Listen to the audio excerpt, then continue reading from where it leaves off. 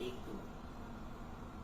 Hello, good morning everyone. My name is Raymond Grasilia, one of the sales associates sa West William Lancaster. Ngayon, tutunghayan natin ang kwento ni Sir na namangha ako, may tinatawag siyang gintong alaala.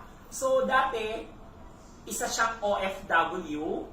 Now, para may mga advice siya kasi bakit natawag natin gintong alaala. Ngayon, tunghayan natin ang kwento ni Sir Lino. Sir Lino, nag-OFW ka po dati?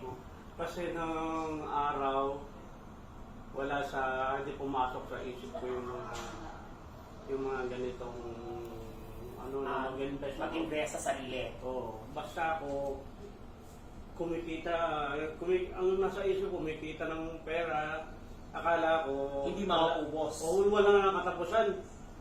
Yung pala, dapat talagang pinaghahandaan yung future. So, ilang years ka, Sir, nag-OFW? Ilang years ka nag-OFW? 10 years.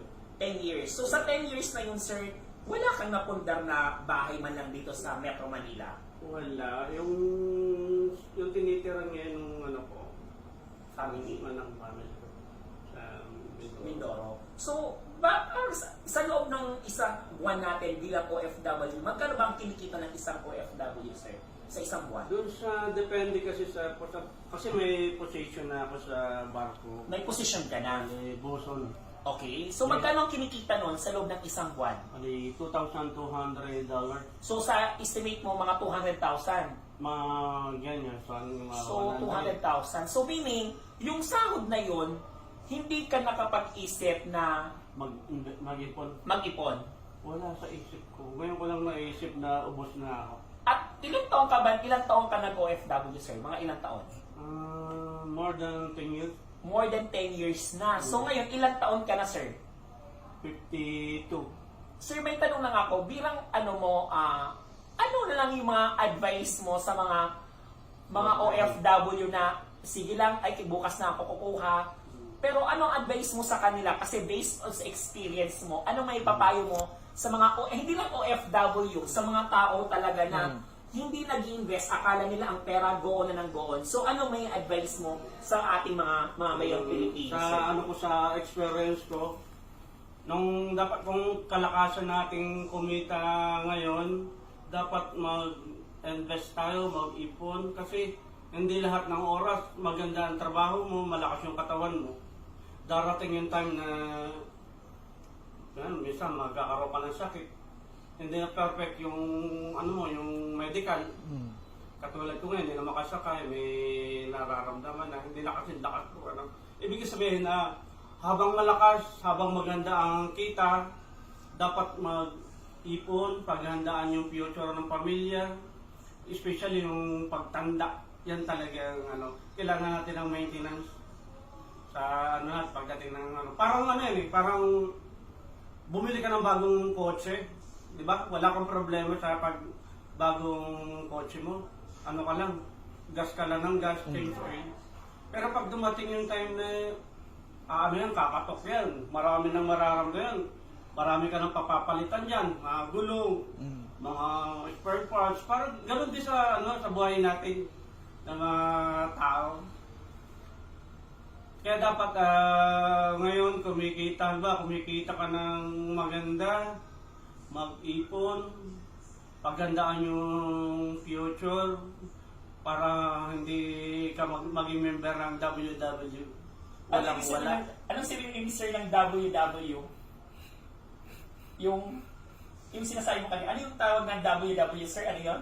Yung walang-wala. Yung walang-wala. So bilang isang katulad ni Sir, parang makaramdaman mo talaga siya na ang hirap na nandun ka na dati sa kasagsagan. So based sa experience, parang akala talaga ni Sir na hindi nauubos ang pera. So ngayon na-realize mo, nasa tuktok ka na, ngayon at the age, parang gumanon. So bilang advice, anong pinakamagandang advice na ibibigay mo sa mga tao, Sir? Sa mga taong nangangarap pa? Ayun na nga, yung yung pag may maganda kang trabaho, mag-ipon. Kasi ang trabaho, hindi naman, weather lang yan eh. Tama. Ibig sabihin, habang kumikita ng maganda mag-ipon, kasi walang forever eh. Tama. Jollibee lang ang forever. Sir Lino, nakakaantig ng puso yung kwento mo. So, hindi to sinasabi namin para isaano sa mga tao. Bagkos, parang maging katok din to sa atin na habang may trabaho tayo, habang kaya pa natin, hindi naman habang buhay tayo malakas. So, hindi lang habang buhay permanente yung work natin. So, tayo ay patanda at lahat ng mga biging pataas ng pataas. Saka mahilig din ako ng bigay dito, bigay doon. Okay. So, based sa naranasan kay Sir, puro bigay, hanggang siya naman ay nawalan. So, sana maging aral to. Kaya sa mga tao pang gustong kumuha or magkaroon ng sariling bahay, ito yung time. So, based sa experience ni Sir, nangyari sa totoong buhay. Sana lahat ng mamayang Pilipino ay magkaroon tayo ng sa puso natin na pahalagahan natin yung anong meron tayo ngayon. Pahalagahan natin yung bawat sintimong kinikita natin. Kasi mahirap bandang huli, walang-wala tayo. Ito yung kwento ni Sir Lino na tinatawag natin Gintong Alaala. Ito si Raymond Gracilia na nagsasabing napakasarap mabuhay kapag may sariling bahay. Thank you so much, sir. Ang pagsisisi, laging nasa huli.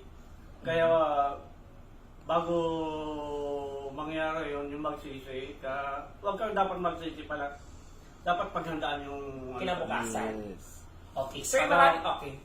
Sir Lino, maraming salamat kasi naantig talaga ako sa kwento mo. So, kasi ako, natuto rin ako. So, hindi lang naman para sa ibang tao, kundi ako rin, parang napakasarap pakinggan sa base experience. Now, lahat ng advice mo, isa sa puso ko po yun.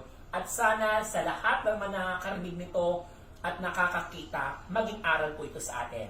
Laging tandaan, hindi habang buhay malakas tayo. Hindi habang buhay na may tumutulong sa atin. Kasi minsan yung mga tinutulungan natin, masarap lang kapag kailangan nila tayo. Pero pag tayo'y walang-wala na, hindi natin mapupuntahan.